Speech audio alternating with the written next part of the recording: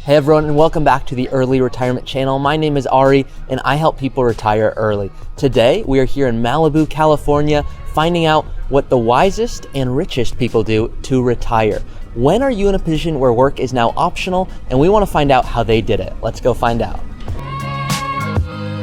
Are you guys retired? Two more months. Oh, look at, you're just about there. I was going to ask, what's the biggest piece of advice you would give people?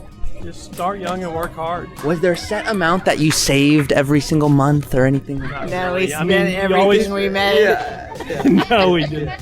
Now you put max out your 401k and then max out your company match. Yes, the free money, the employer match. Well, and I would say don't diminish the value of working for a corporation. You have to work for yourself to become wealthy. And you can work for someone else. It's probably harder.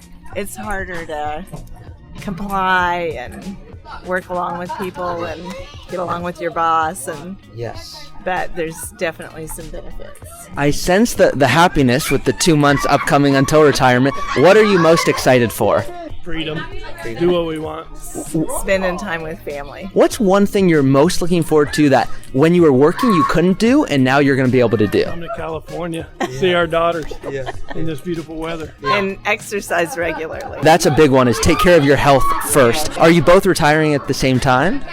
Pretty much. No, I'll probably keep working for a long time. Yeah. There's no retirement for me. Is that out of personal preference or as a need? Or work for anybody.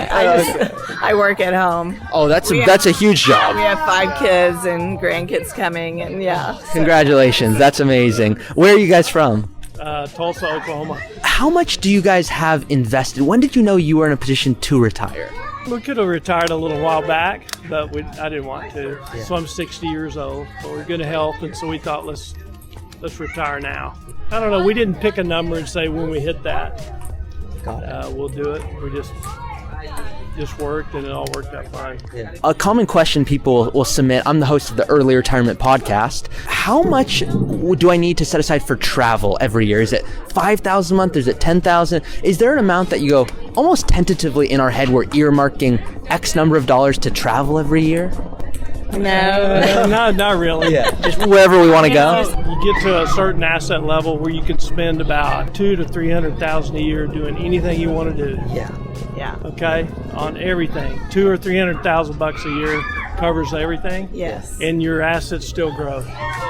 Yes. That you have invested in for retirement. And then we can leave something to the kids or whatever. Do you work with a financial advisor today? We have a financial advisor, and we have a CPA that does our taxes, and we don't mind paying for that. No. When did you first get a financial advisor? Pretty early on. Probably. We probably needed one before we got one. Probably 20 years ago. Yeah. Have you been with the same advisor since? Pretty much. Yeah. Well, we actually switched for a while and then went back. What was it when you went back that chose that advisor? Was it the peace of mind? Was it you resonated with them more? Well, it's part of my company. Oh, okay. So we went back to them. Yeah. Not necessarily out of obligation, but just felt like they offered a good product. So the other then I knew advisor them. we had sold and combined her company with larger companies like we felt 2 comfortable times, going and back. the second time we were like, we're kind of done with that. Does your advisor today help educate your children on how they should Yes. invest? Did. Right. How important is that to you? I think it's important. Huge. Yeah. And they call our advisor all the time. So we were just talking about that today with our 2 girls in California who are saving money and doing well. And they call them all the time, planning for the future. Do you worry about the stock market now that you're soon to be retired, or no, we have a strategy? I've been through a lot of cycles over the years with my investments, and I just stay the course. You have to invest for the long term. We have a longer term horizon, and so you just ride through some of the ups and downs. I don't get too worried about it. You can never time the market, but just stay the course. And as you age, you probably have a strategy to get into more secure investments and less They growth. produce a little more income for you. Don't put it all in equities. Maybe you put something in income producing properties that that provide some income for you on an ongoing basis. Financial advisors need to understand your goals. They don't need to push products on you. They need to understand what you're trying to to accomplish. In our case, we're trying to, live a pretty good life in retirement, but also maybe leave some for our kids.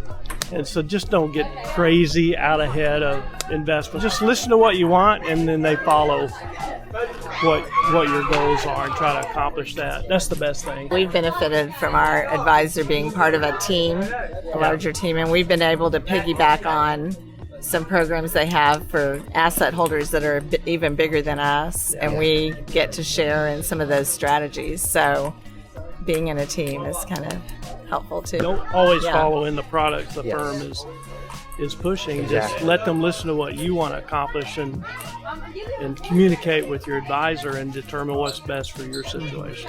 And they should find the right investment for you. How excited do your parents seem, from your perspective, to be able to retire? Do you sense a peace of mind with that, or? Oh yeah, I think so.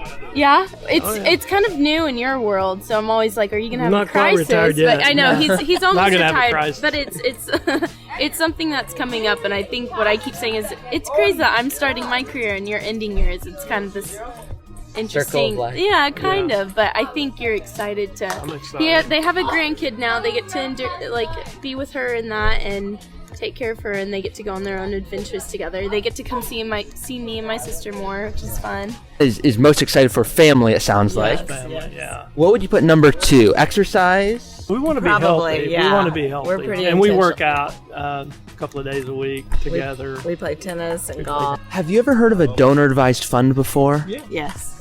That's a common technique people ask me about, of how can we have our own foundation. Do you guys do anything like that? We have a Tulsa Community Foundation. It's one of the largest community foundations in the United States, and then we have a donor advised fund there.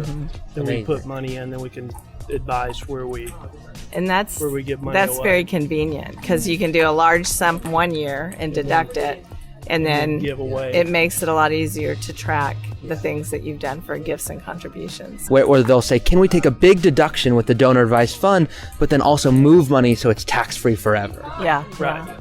We've done an IMCRET. We'll be able to take out 10% of the value every year to live on. But then both of us die, then we give the money away to designated charities that we've specified. What would you say the number one benefit of having an advisor? Is it peace of mind? Is it he's doing our investments? The tax rules are complicated. The market's complicated. You don't really know how much you're building and what you need to retire on. I think an advisor can kind of paint that picture for you. Yeah. So you get some comfort. What you're doing is going to be fine when you finally retire. Yeah. Clarity. Providing clarity for you. The other thing I was going to suggest is, if you're concerned about how much you can spend on travel in a year, we love European travel. We haven't done it a lot. We'd like to do it more, but we've kind of gotten into RVing a little bit, and we've sort of inadvertently gotten into national parks and Here in doing the that. US. And we've become a little bit obsessed with that, and it doesn't cost very much. You don't have to go to Europe to have fun traveling. Yeah. You can travel right here in the United States. It's in a 1,000-mile radius from your home. It's a pretty amazing Yeah. country. You can see a lot of things. You just stay right here in the U.S. and see pretty much everything you need. Yeah.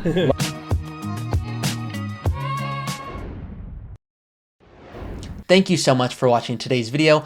If you don't know, I am the host of the Early Retirement Podcast, and this is what I love doing. I help people create a custom strategy to retire early. You can always reach out to me or a member of our team here at Root, and we would be happy to walk you through our planning process to show you how we can help you get more life out of your money.